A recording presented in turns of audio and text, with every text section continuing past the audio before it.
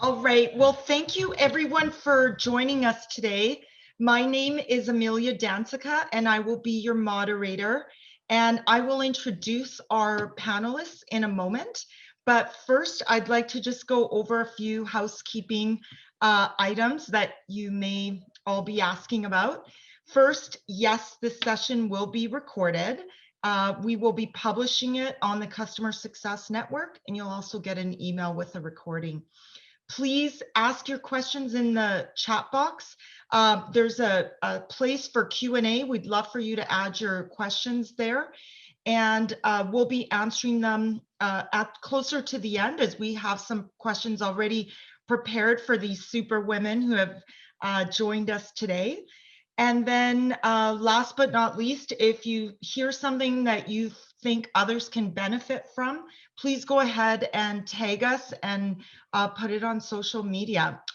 So first, I'd like to also hand it over to Irene Lefton, who will be talking about our sponsors who made tonight possible for all of us. So Irene, I'll let you take it away. Hi, everyone.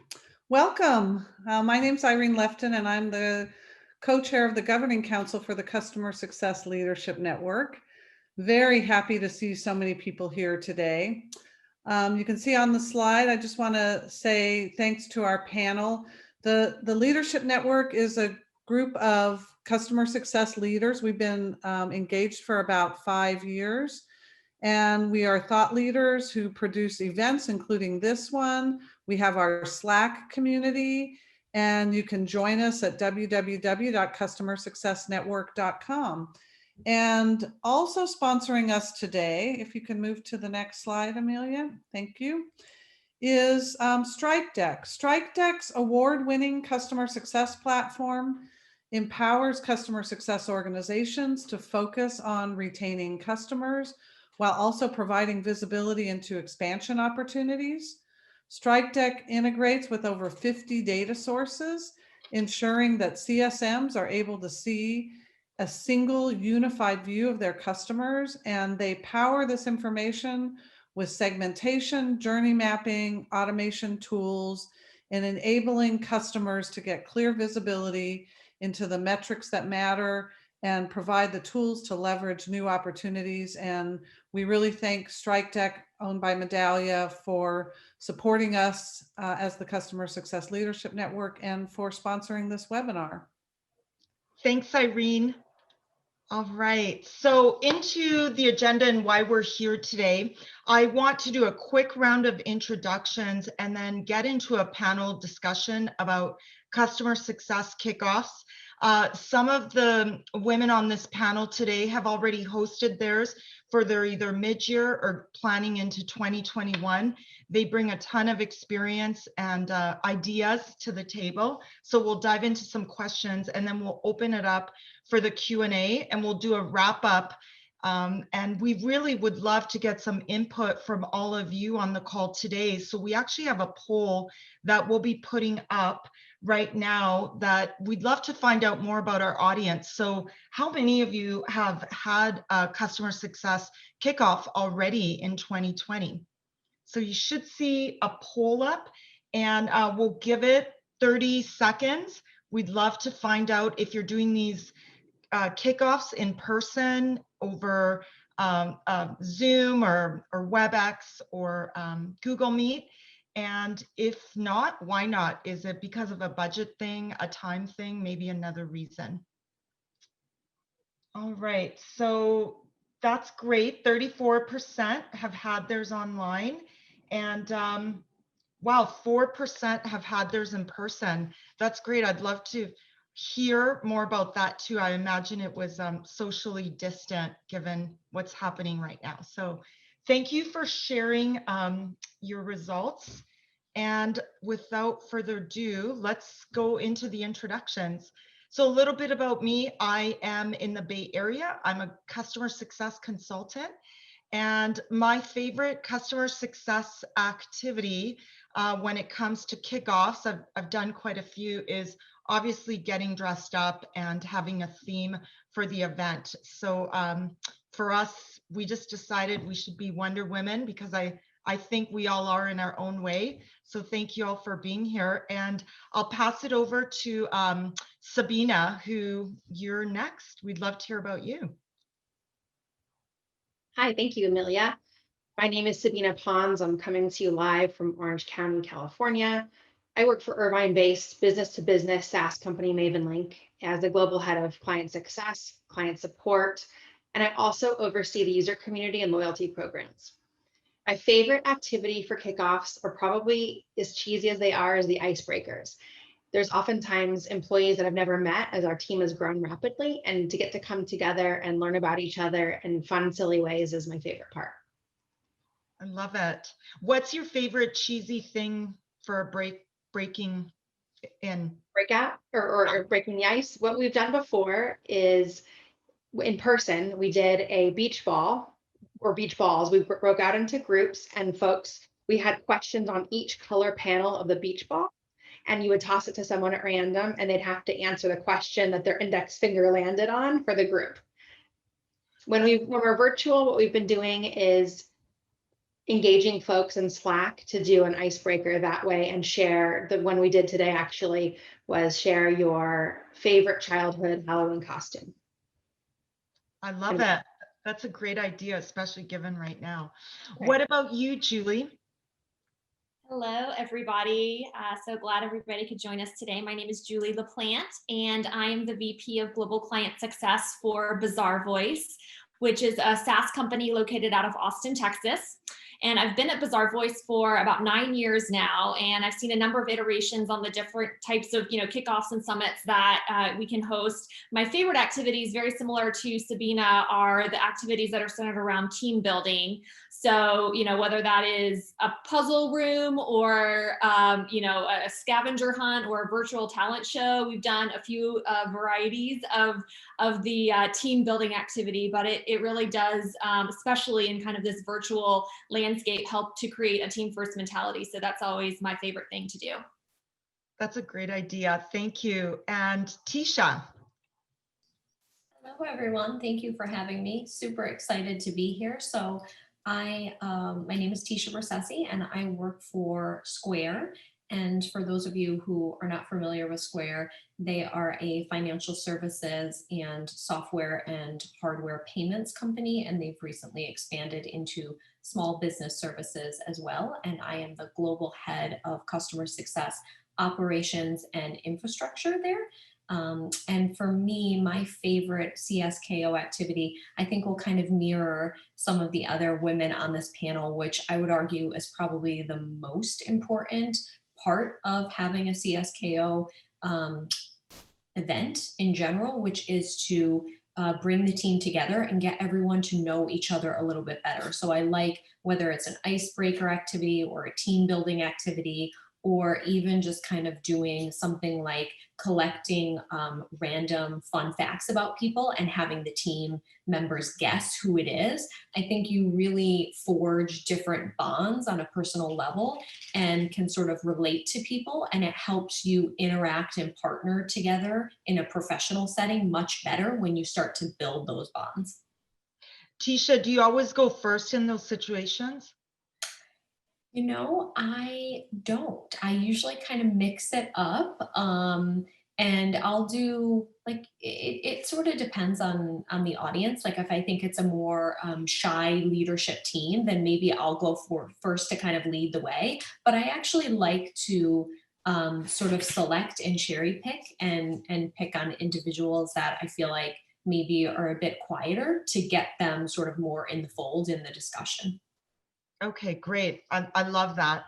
All right, so thank you all again for being here, and I'd love to now just stop sharing so that we can just have a candid conversation about how to have a really meaningful customer success kickoff, especially given so many people are now thinking about that. How am I going to do it given Germany and France just shut down, for example, today? I was speaking to a customer success leader yesterday in Norway, and as we were having this discussion, it was late at his night, he was saying, oh no, Norway's now shutting down. So It is unfortunate, but that doesn't mean we shouldn't bring our best selves in these type of events. They're highly engaging and they bring great enthusiasm for everyone on the team when we can come together. And I know because I've been part of so many. So I would love to start with Sabina and ask you, why have a customer success kickoff or a customer success summit in the first place? And what's your suggested strategy for it? It's a great question. To me, a customer success summit is important to conduct annually or semi-annually, as it facilitates three main objectives that ultimately drive business outcomes. So for my team at Maven Link, we're 100%, nearly 100% organization globally, and we're responsible for driving adoption and expansion, renewal, and loyalty. So the three objectives, the first one, typically focusing on the reaffirmation of the vision and mission of the team, to understand the team understands the why, make sure that they understand that and how it rolls up to the company goal. I believe this can be achieved by recapping past milestones, highlighting current performance metrics, and involving the team in building future plans and forecasts. The second objective I found to be helpful is taking the work out of teamwork. Research has shown that teams who work well together produce better results. This is a little bit what Tasha was alluding to. So by gathering our teams, focusing on activities that simulate the tasks and the roles that they're doing, encourage bonding through vulnerability, but also make it fun. An example from our most recent summit in September was a DISC analysis. We had taken the personality assessments in advance, and then we had a facilitator come in and we got to guess one another's primary personality traits through chat. And your heart races a little bit right before someone else suggests what yours might be. And it was a really fun way to get to know each other, learn our corresponding strengths and how we can leverage that as a team going forward. And then the third objective is surprising and delighting your team, just as we would our clients, reminding them that they matter, that you care.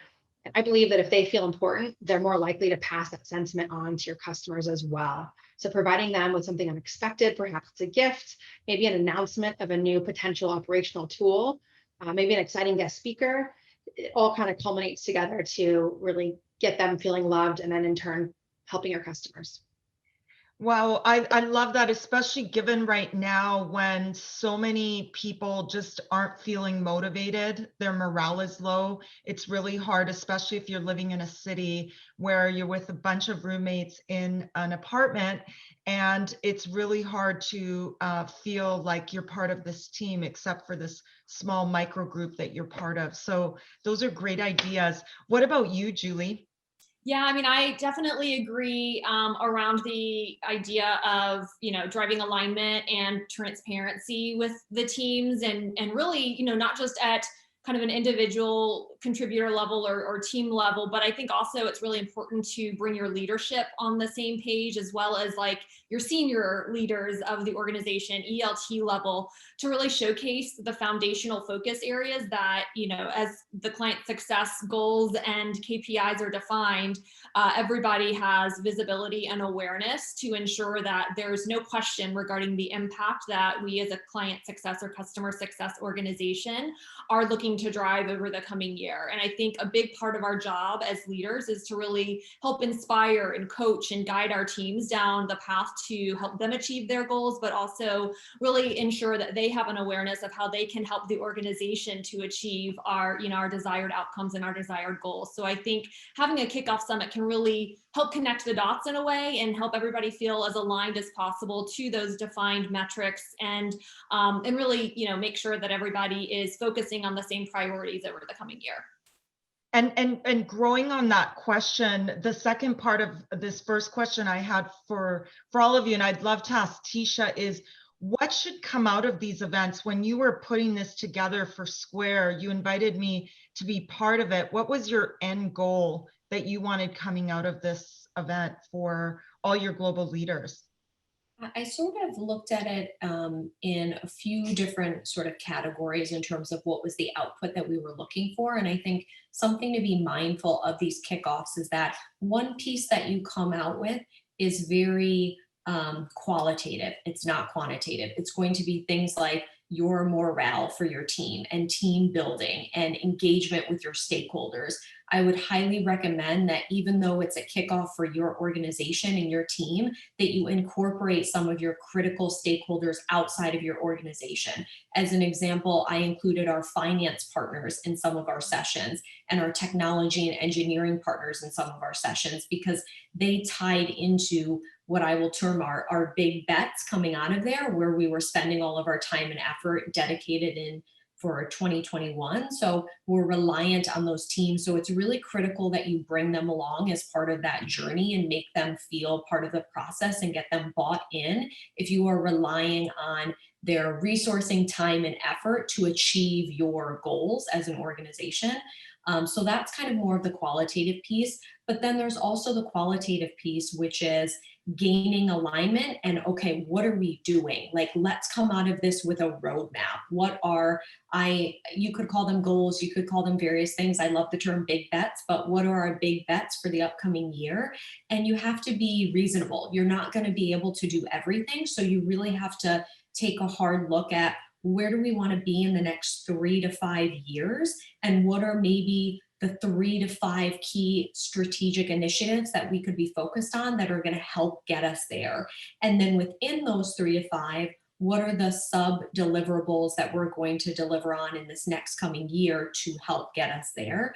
And it comes down to driving alignment, driving accountability around what are we doing, when, who's the DRI, who are the key players, what sort of governance are we going to have surrounding this? Because it's all well and good to have these kickoffs and come out of there feeling motivated and empowered.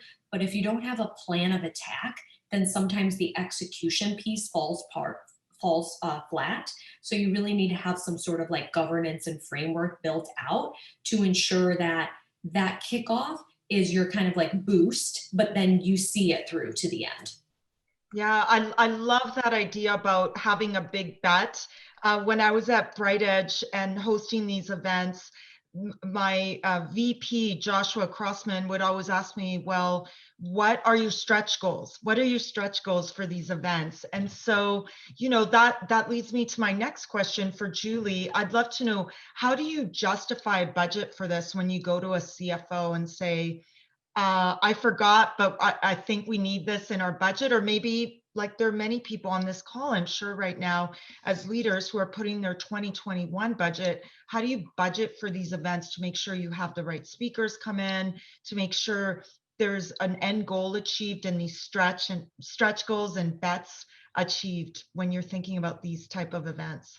Yeah, it's definitely something that I think I have, evolved in my approach over time in terms of when a budget is being requested. But I think a big part of justifying the budget is always about creating a compelling business case and developing, an overarching narrative around the impact that we not only expect to derive from bringing this group of individuals together, but it's also the potential, the lost cost or the opportunity cost that is something that we consider. So it's not just about dollars, but there's a lot of resourcing and just time of, investment of time that, you take when you ask leadership to, kind of go through an offsite planning session that prepares you for, a half day or a full day of the kickoff session itself.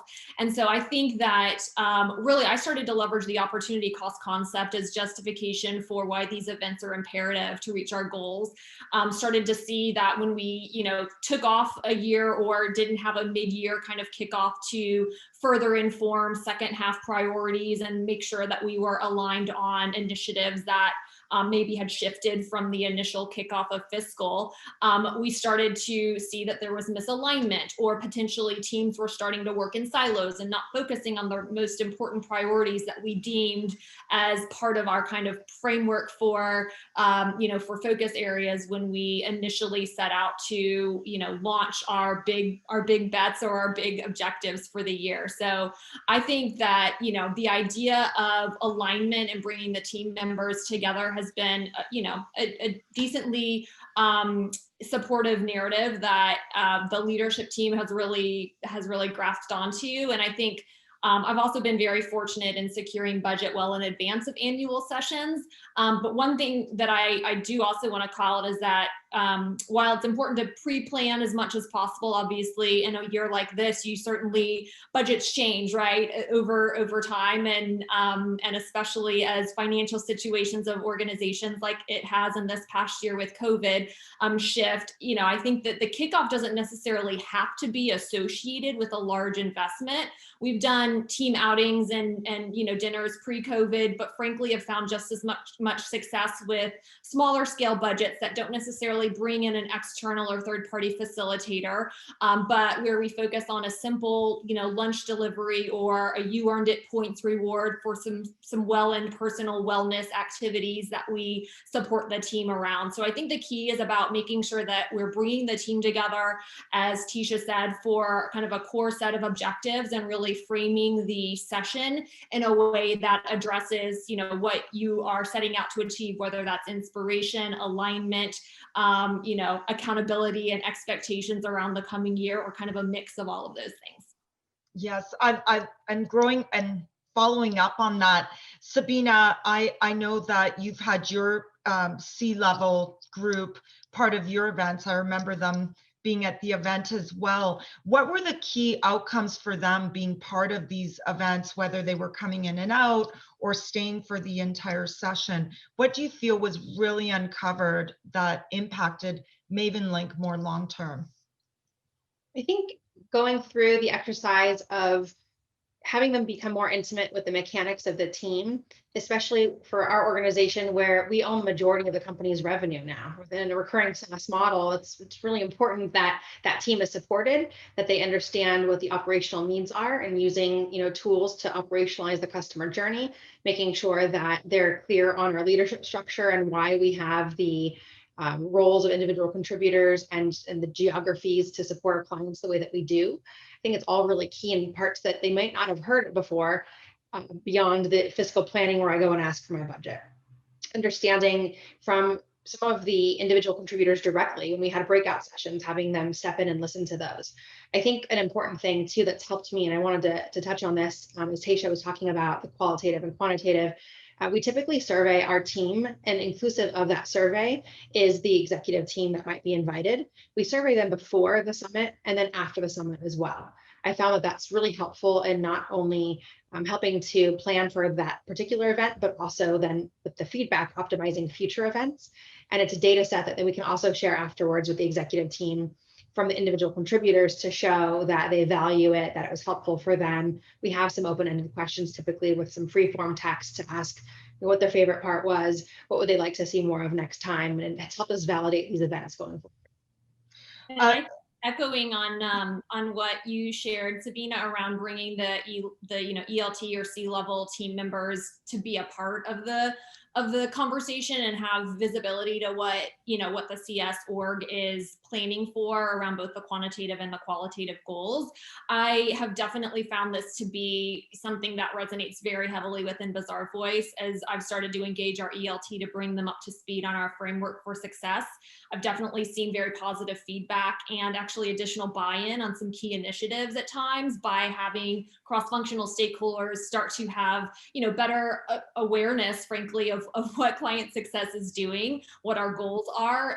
And it also opened the door, frankly, for some additional collaboration. So for example, one of the identified priorities that we had this past year was to focus on data-driven insights, kind of centered around an initiative to launch an updated health score metric, and briefing the ELT leadership with cross-functional stakeholders from our implementation and services team actually allowed us to start to create a new collaboration opportunity with some executive sponsorship. So it definitely helps to not only just provide that transparent visibility, but also potentially get some sponsorship and more cross-functional alignment for future initiatives. That's great. That's great context. Thank you. And Tisha, I know you had your Chief Customer Officer part of the sessions. Do you want to add anything from your experience with the impact on your C-suite being part of these events? Yeah, this is another area where I think it sort of falls into two main categories of benefits of doing this. There is definitely a benefit in terms of the team morale and just their engagement. When they see that engagement from leadership, it means something, right? And I just want to call that out and acknowledge that, because I think that can't be overstated, and sometimes it is overlooked, of the impact of, like, as an example at Square, you know, Jack came in, the CEO of the company, and spent almost an hour with us, which most people get 15 minutes with him. So people know that, and it really meant a lot. And he spent some personal time with us, some time talking through, you know, what we were dealing with through the strategy session, and giving him, you know, us his insights, and we were able to kind of pick his brain on some topics, which was very insightful. So there's that piece. And then the other is forging those relationships and drawing connections between groups. Like, sometimes when you bring in leadership into these sessions and you talk through things that are on your radar, you realize that, oh, you know what, this other part of the business is experiencing the same thing, or is having a similar challenge, or this is on their radar, and we could maybe combine forces to tackle this in a more efficient manner. Or perhaps you surface some pain points that they weren't aware of, something that their team is doing that has downstream impacts to a customer success organization. That's really common, right? Product teams, engineering teams, a lot of teams have downstream impacts to CS, and I don't think they always realize that. And so I think just bringing them into the fold and having those open discussions, it's the perfect forum. And you start to realize, okay, this is something that we should actually have a specific forum for, or we need to loop into our big bets, or we need to build better relationships outside of this mechanism with these groups down the line. And I think it sort of sets you up for success in terms of cross-functional collaboration. That's great insight. Thank you. I want to pivot a little bit, or just focus a little bit more on having these events remotely. So Julie, I know you recently were going to have an event in person that suddenly was changed, and I'd love to hear about what worked well and what didn't, that you have as tips for our audience. Yeah, absolutely. I mean, we actually pivoted almost immediately when, you know, the world kind of shut down back in March.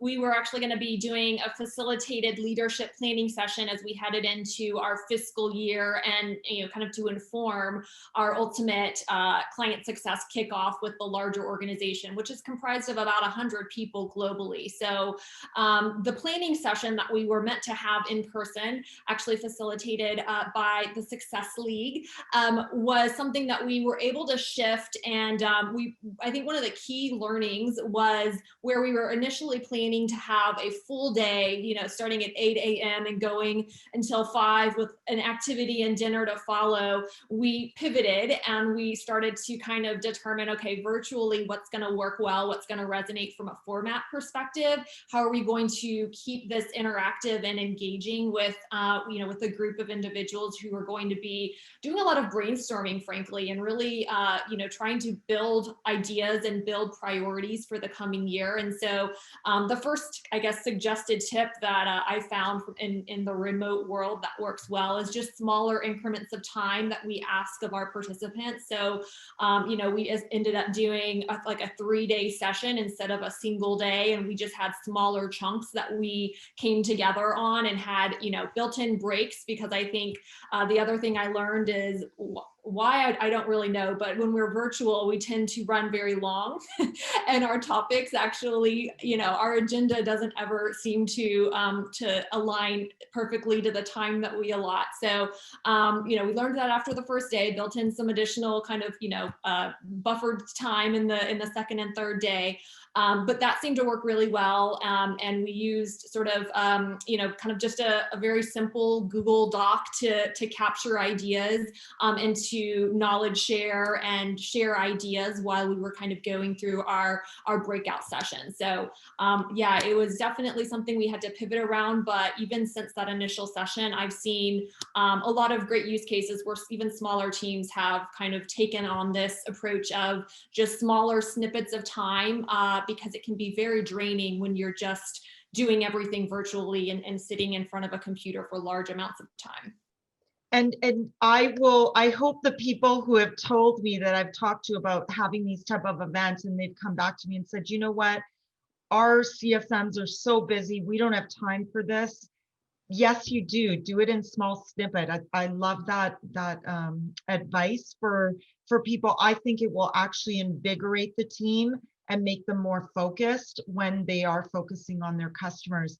What about you, Tisha, given you had just hosted a virtual event?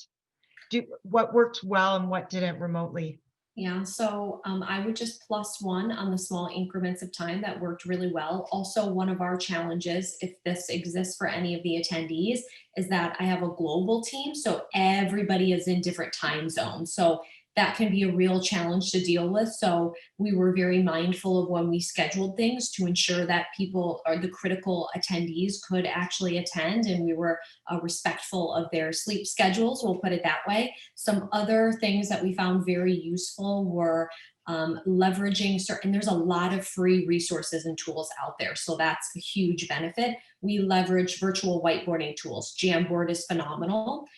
We leverage Coda, which is essentially a workbook, and we built everything into there. So your goal should be like in person, you kind of have more flexibility and you can wing it a little bit more. But when you're doing it virtually, it is awkward to have, dead time and be kind of scrambling to have people figure out what rooms they need to be in and things of that nature. So from an administrative standpoint, in terms of the impact on participants, that's something that you really want to nail. And I would strongly encourage like house everything in one single source of truth and have all of your breakout rooms pre-scheduled, your agendas, so that people can just go in, know where they need to be, click into it, capture all the notes and takeaways in there, and it makes everything really, really clean and a nice experience.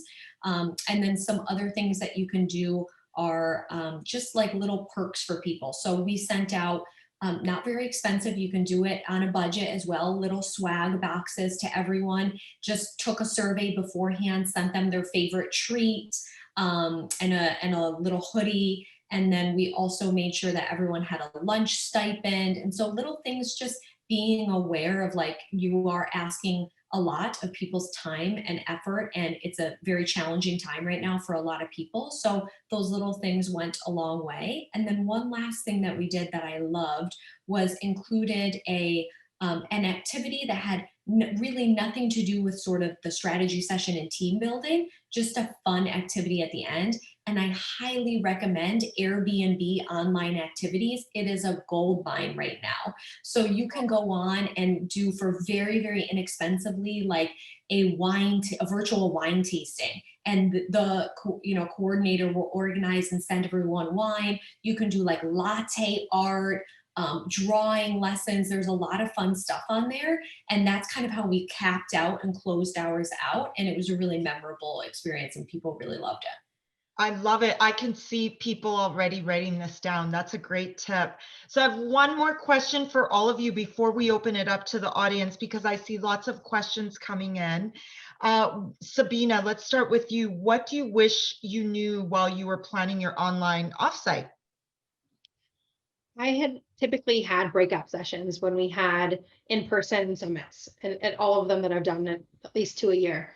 And when we broke out those certain groups, we brought back key insights to the larger team. One example was like a blind brainstorm exercise on solving a particular business challenge. When we're in this unique time of COVID, we should have considered that as an opportunity to leverage the technology in applications like Zoom to facilitate and pre-plan, just as Tasha said, breakout sessions in advance. People were clear on what the objective was, what they were expected to come back with. And actually, I'll give a plug for Amelia. When she facilitated a workshop with my team, she navigated Zoom seamlessly. So I think the more comfort that we have with the tools and applications available to us and planning in advance will go a really long way to mimic the in-person engagement that we're used to and we'll hopefully have again soon. Thank you, Sabina. What about you, Julie? What do you wish you knew planning your event? Yeah, I mean, I think, I kind of mentioned some of it, that, building in numerous breaks and really being very planful and mindful of the content that you're going to cover, making sure that it is kind of short, you have short sections and crisp sections of content broken up by breaks. I think what we would typically do in, kind of a live session is have more brainstorming and more on the spot dialogue. But I think what we found worked really well was actually doing some pre-reads and having kind of prepped content almost that was enabling or facilitating conversation when we actually got into, the dialogue into the session, so that there was, a little bit of pre-work involved, but it just made for a much more seamless conversation and actual decisions being made at the leadership level when we came together.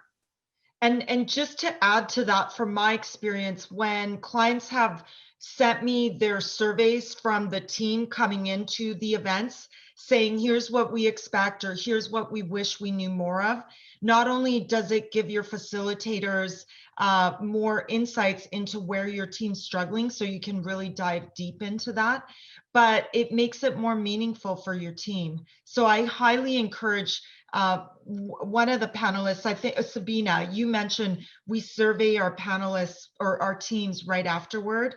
Survey them in advance of these events. Understand what they really need from these events before you start even your planning, because they'll just be that much better. So Tisha, do you want to finish it off before we go to the questions? What do you wish you knew planning this very large event that you recently hosted? So I think I'm probably one of the rare individuals that selfishly I benefited from having a lot of experience in other roles. I've worked remotely for years. So luckily I had that leg up when COVID hit. I was like, not today. But that being said, of my prior ones, when I had first started doing these remotely, which at the time was very rare, a lot of companies, particularly in a CS organization, were not. I think the two sort of lessons that I learned, if you will, was definitely the pre-survey, because you realize, kind of plugging what Sabina said and Julie said, that if you just leave it up to everyone and you kind of plop everyone in breakout groups, you get crickets until someone's brave enough to bring something up. So I'd recommend doing something as simple as like surveying and saying like magic wand and start, stop, continue. And those are kind of two like very standard activities. And then maybe stack ranking kind of where the leadership team thinks your priorities and your big bets should be. And you'll start to see and kind of plot, like, is everyone on the same page, or do we have outliers? And let's address those outlier topics or discussions. So that's definitely one. The pre-survey is invaluable. And then the other lesson would just be that you need to, so much of it is going to be either heads down work or a lot of deep, deep thought. And it is really mentally taxing. You need to build in enough lightness to the mood, if you will, enough breakout sessions, enough sort of paired interviews, enough games and activities to, you don't want it to just be all work and we give you breaks. You want to build in enough of that and kind of pepper it through. So I would sort of balance, if we have a heavy start to our day, then we have a light end to our day, and vice versa, and switch up the sessions. And I think that worked well. Okay, great. So now I have a question for the audience, and while that survey comes up or poll comes up for the audience, I'm going to actually share my screen again.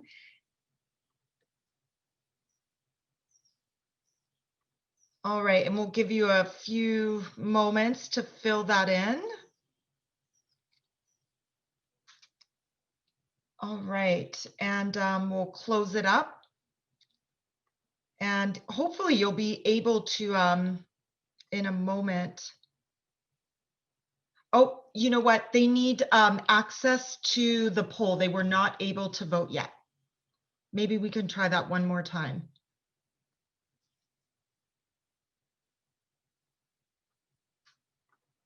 All right, so what do you call your customer success summits? Yes, this was a very important question. One of the governing council members let us know she hates the word CSKO. It's very much a sales word.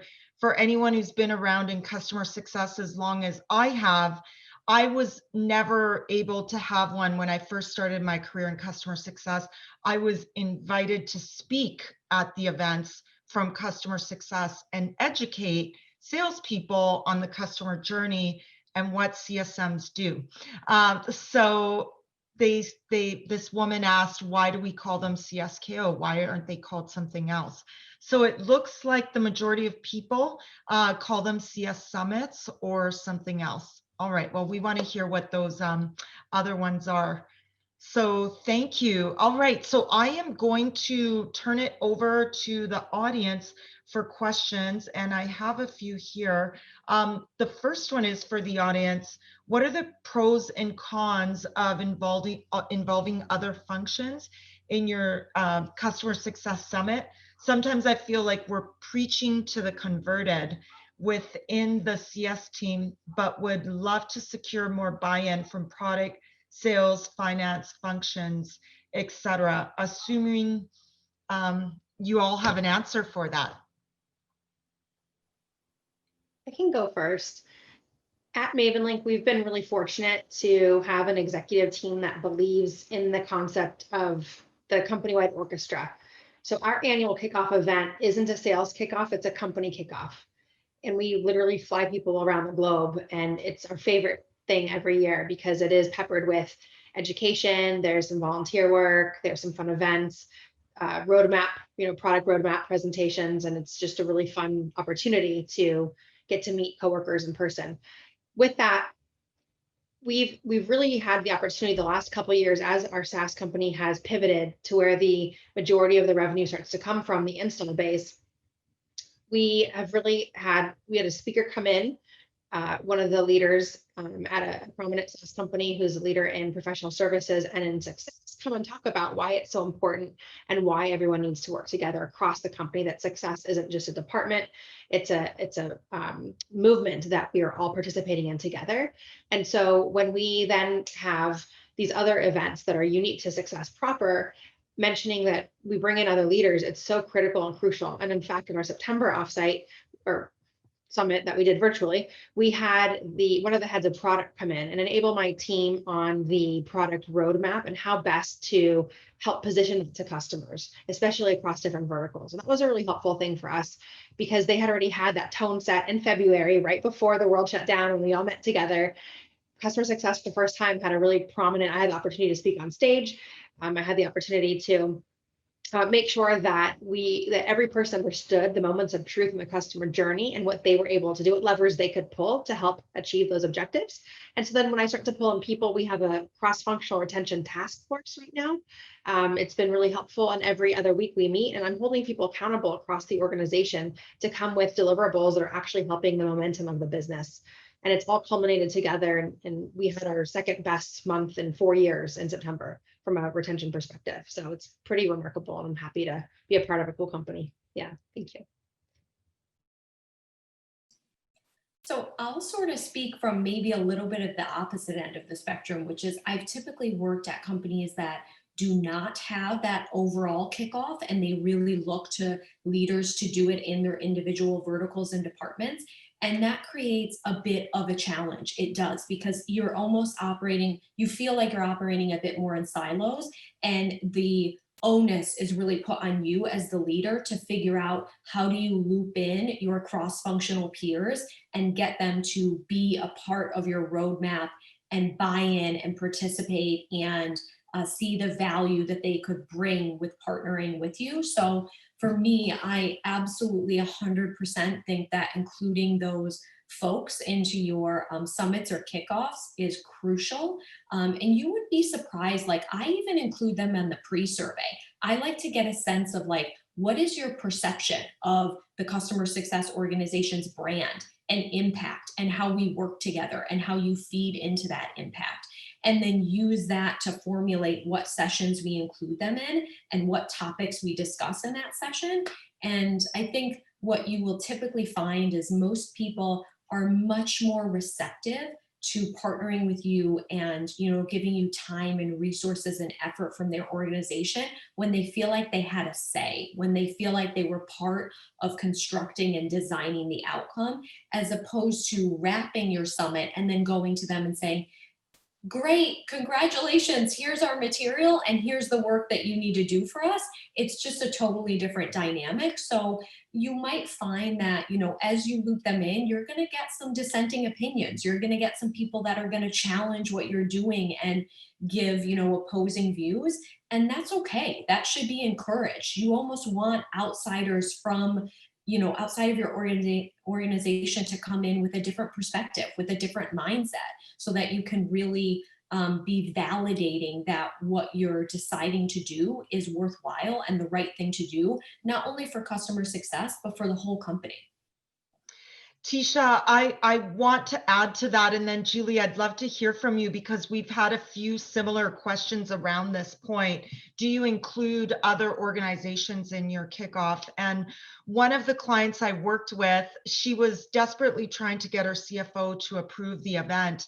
And it was for 20 CSMs globally, bringing them all together in Austin. And suddenly it went from 20 to 60 people because the sales team found out what they were doing. And suddenly the marketing team wanted to be part of it. So we had an event, an all-day event from 9 to 4, where the whole team was learning together the entire customer journey from the time they Google, I'm in pain, I need a project management application, for example, and I need help, I don't know what I need, through to, I want to be your advocate of your platform. And so learning across the entire journey just brought the team so much closer together. The next day, the vice president of customer success sent me a text and said, we're all hosting meetings in the same way you taught us yesterday. Thank you. They're more productive already. So yes, I'm a huge advocate of having people all speak the same language and understanding the customer journey in a similar way. So you all respect each other, and you all have shared goals. So hopefully that answers your question. And I think we probably have one time for Julie's answer. And then I have one more question from another guest. Absolutely. Yeah. I mean, I think both Tisha and Sabina shared very similar points of view to, kind of my perspective on the topic of, what is the right approach? I mean, I think you certainly can have positive outcomes if you, have a standalone event, or if you do have an organization that is structured in a way where, it truly is like a revenue org kickoff where you're sort of lumped in with sales. I do still think that there are opportunities to ensure that you are, kind of reiterating the customer success narrative, and also still getting the right level of cross collaboration from other functions, to be part of the mix. I think very fortunately at Bazaar Voice, we also have a long-standing tradition of an annual all hands that is global in nature, bringing all parts of the organization together. And that, like Sabina shared, we have typically a customer success focused section that allows for, us to kind of share the vision and the initiatives that have been aligned upon and discussed ad nauseum with all of the other cross-functional leaders in the organization. So we just this past year actually had kind of our first customer success all hands as a standalone event, following our leadership connect that we had back in March. But typically it actually has been connected to and referred to even as a sales kickoff. We just typically have like a customer success section within the agenda. So it was very exciting this past year to be able to kind of launch our first, true all hands for customer success. That was on the heels of, really kind of vision casting that we did at the company-wide global all hands. And I think, we really used it as an inspirational and expectation setting opportunity for the CS team. Also with, kind of the added bonus of having the cross-functional leaders play a role and sort of back up the vision that we were setting. All right, thank you. We have 2 questions. I'm going to give Sabina the first one. You have 60 seconds, and then Tisha, you're getting the next one before we wrap it up, because I want to ask the audience one more question. And so the second question is, when it comes to customer success orgs, should you have quarterly business reviews that are internal, similar to the way sales orgs have them? I have very strong opinions on this, but Sabina, go ahead. I'm interested to hear your strong opinions, Amelia. No For my pressure, Sabina. Pardon? I said no pressure, Sabina. I know. I got to answer it the right way.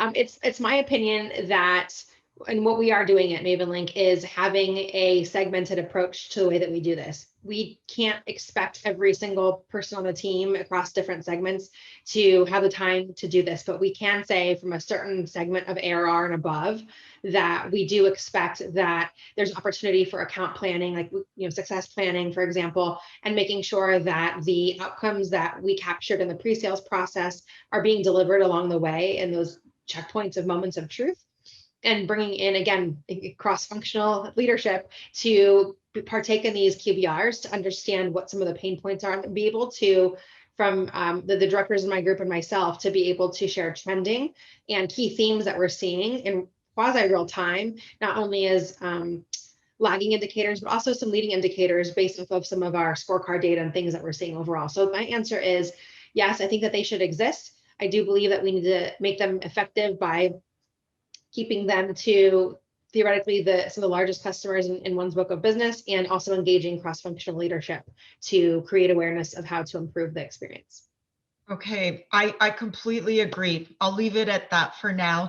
And then last question for Tisha, excuse me. How do you measure effectiveness of your kickoffs? I love this question because it kind of ties back to the earlier point that I talked about, which is what are the outcomes, right? And I talked about it being qualitative and quantitative. So on the qualitative side, this is where the surveying comes into play. You should absolutely be doing a post-summit survey to collect feedback and sentiment from your participants. And that's how you gauge if you accomplished what you set out to achieve when it comes to team building, morale, accountability, alignment on what we're going to do moving forward. So that's sort of that piece. The second one is much more quantitative, and that is whatever your outcomes are that you've aligned on, that you want to achieve, and that roadmap, if you will. Every big bet, every deliverable, you should have a governance framework surrounding, okay, who's doing it? When is it happening? What are our measurements of success? What does success look like? What is the one thing we have to achieve, if nothing else, to ensure that we sort of checked this box? And from that, in that perspective, a lot of what you will need to do in determining the success of that summit is going to be a fair bit down the line. Like, it may be a few quarters down the line. It may be at the 6-month marker before you do your next yearly kickoff. You will look back and say, okay, what did we set out to achieve? Did we achieve it? If not, was it for a valid reason, right? COVID might be one of those reasons. It threw everyone for a loop this year. But you want to have a good gauge of, did you achieve those success deliverables? And if not, why? And if it had to do with something with the structure of the summit and your output, great. It's a learning lesson. That's a pivot that you can make for your next one to ensure success down the line.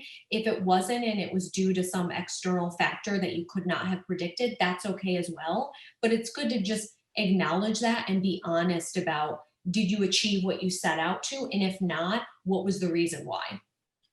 That's great. I love that constant feedback, a feedback loop. So thank you. So with that, I want to share one final slide, and I'd love for the audience to actually answer the final question that we have for everyone tonight, while our panelists are thinking about their key takeaway.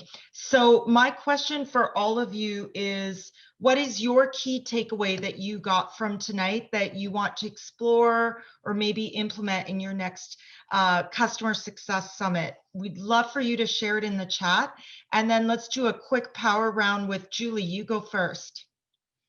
Absolutely. I will just share one kind of tip or takeaway that I feel is a learning that I've had in the past couple of years as we've gone through the execution of these types of events, both with the leadership team and then most recently with our sort of org all hands.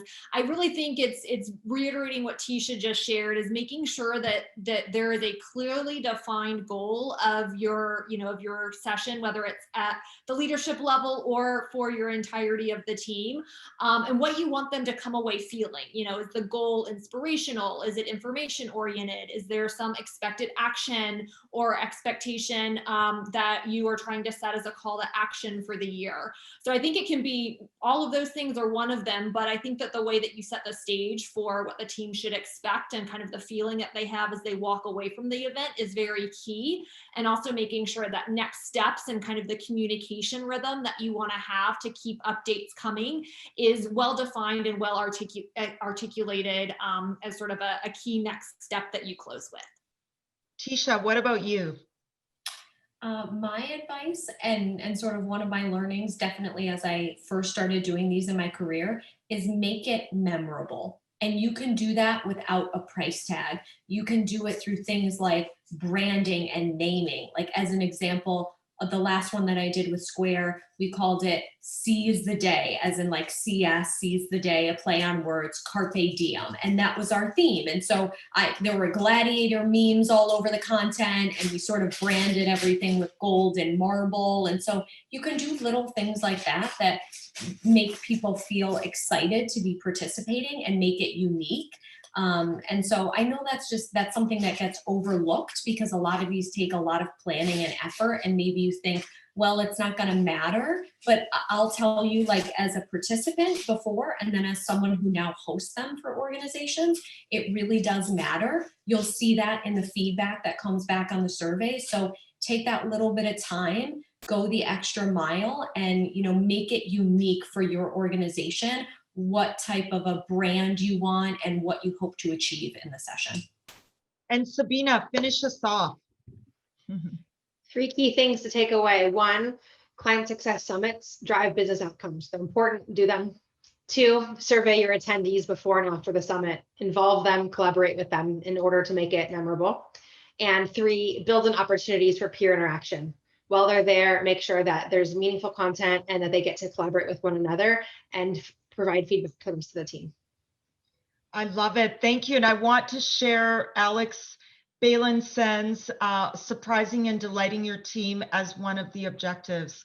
I love it. Thank you for joining us, for all the people who joined us tonight. I know it's late on the East Coast. And then, of course, Irene, Suda, Paul, Kristen, for making this possible. And then our panelists, Julie, Tisha, and Sabina. It's been such a pleasure working with all of you. And I love the power you all brought with your costumes. So have a great Halloween, everyone, and a great customer success kickoff. Bye, everyone. Bye.